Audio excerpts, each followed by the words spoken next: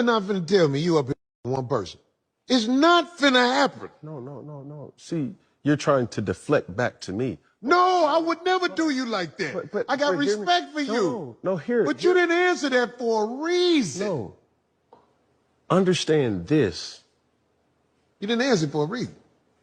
I'm going to answer mine, and then I want you to answer mine too. I will answer it, brother, and I promise you I won't bull with you. Okay. How long are you talking about? What you mean? One person.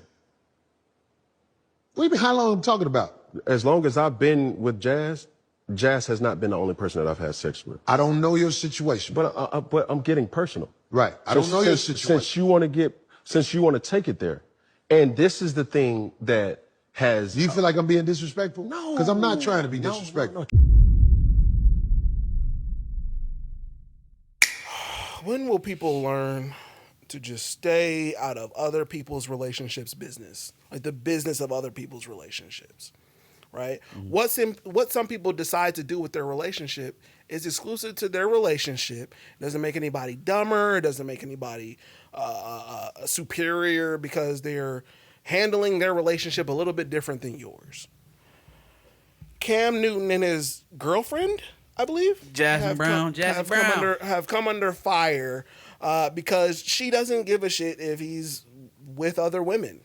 And from how I see it, they're having these conversations, honest conversations, and what he refers to as uncomfortable conversations about what is acceptable in their relationship. So calling her stupid for how they deal with their relationship is null and void. It's stupid. Why do we do this? I agree with you on that point, that people from the peanut gallery probably shouldn't be, commenting on other giving people. Advice. Yeah. I will say who I blame for this discourse and the blowback that she received. I blame Cam Newton. I knew you were going to say that. I blame Cam Newton.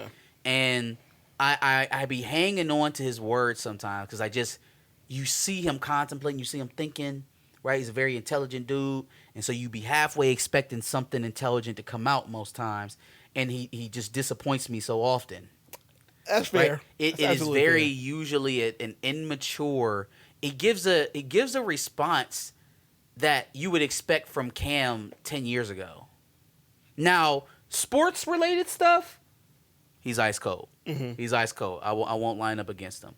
When he's talking about being a father, when he's talking about being a husband potentially, when he's talking about how he deals with the women that he had babies by, he sounds like the dude. It just sounds like any run of the mill 21-year-old. That's fair.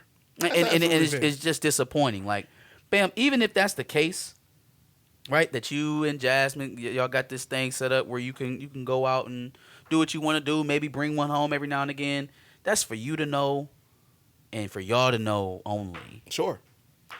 When you come out and you telling people that, like, no, I'm good, I can't get caught up because of this, that, and the third, and blase skip, or, she understands, we've had these tough conversations, you are, number one, you letting people into a part of your life that they don't really have any any business being in there. Yeah. So you lose a little bit of the benefit of the doubt when you're trying to say stay out my business on other things. Right? Mm-hmm. You're opening that door, and once you do, people are not going to be very what's the word I'm looking about? Very tamed about how they go through and fine tooth comb your life. Yeah. Right, and you really can't have the expectancy for them to have decorum when they're doing it. Facts. Because you let them into that. Mm-hmm. Right? No, that's fair. You can't control other people's reactions to the things that you say. Number two, he very rarely places any personal responsibility on himself. Like when we're talking about getting married, when we're talking about having kids by multiple women, when we're talking about being monogamous, it's always something wrong with the system. It's always something wrong with the other person. Facts. It's always wrong with society or perception or whatever. It's never what I'm doing. It's never the fact that I'm creating life with all of these different women, which creates financial ties, which creates emotional ties, which creates emotional vacancies with the children. Because it doesn't matter how much money you have. I don't give a shit if you are Robert De Niro or if you are Nick Cannon. if you have that many children by that many different women that live in that many different places of the world, it is impossible for you to make the money to take care of them and also be there for them physically. So something is going to be void. You are essentially signing your child up to be missing a part of their childhood experience so that you can just add another one to the Rolodex. It ain't like you want them around 24/7. Ain't like you planning to spend all your time with them. Facts. You're going to spend less time with the new one than the last one's got because he's just adding to the list. Yeah. So again, when I see guys try to rationalize this, it's never about what they're lacking that leads them to get to that point. Mm-hmm. They always try to justify it. And I just don't get it. Because if you're truly living a polyamorous life, then get your compound together, get all of them living with you so you don't have to pay a dime of child support. Do it for real, bro.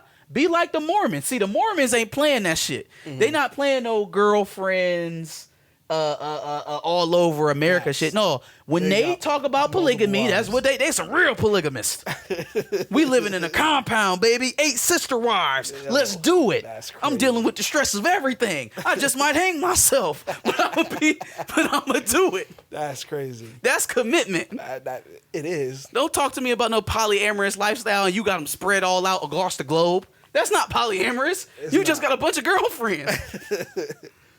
So, yeah, no, I definitely struggled, even though I came off that L pretty fluently.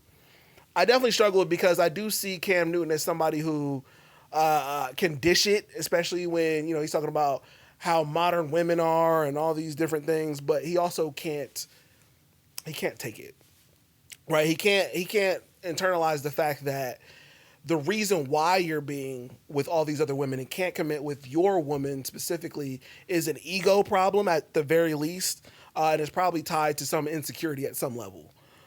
Yes, men of wealth do have choice, but the reason why you can't be with the woman who he has kids with, does he have kids with her? He has a kid with her. One of his kids is with her. Oh, okay.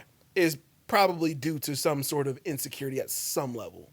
So I do find some fault in that. And then the other fault that I found in having this conversation is I did just get into Neo's business last week. And so me coming in and saying get out of people's business is a little hypocritical at some level. Get a load of this guy. Is a little hypocritical at some level. But I comment on things from time to time. And so I'm sorry. Here's my thing, right? So if you're Cam Newton and you have the choice of any woman that you want, but you never stop choosing, or if you're Nick Cannon and you have a choice of any woman that you want and you never stop choosing, at what point does it stop becoming a choice? Is it really a choice if you can't stop doing it? Like, if you don't have the control to stop, and you can kind of mask that by, oh, well, I want more children. Well, okay, sure.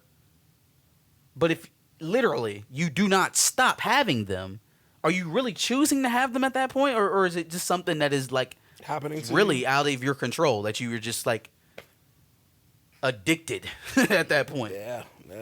Yep.